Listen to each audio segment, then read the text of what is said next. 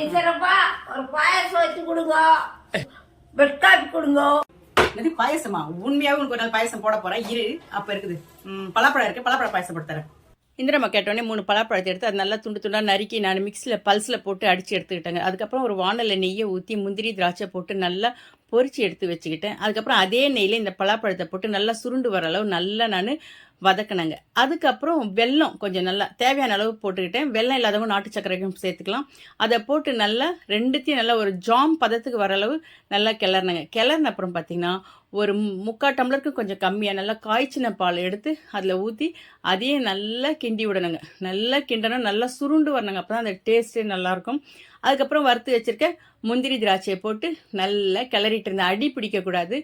கிளறி ஒரு கிண்ணத்தில் போட்டு இந்திராமாவுக்கு கொடுத்தேன் பாருங்க. அடடா, இந்திராமா முகத்தில் ஒரு சந்தோஷம் பாருங்க, வேற லெவல் தாங்க. இன்னைக்கு இந்திராமாவோட நாள் இனிமையான நாளாக போச்சு. பலாப்பழம்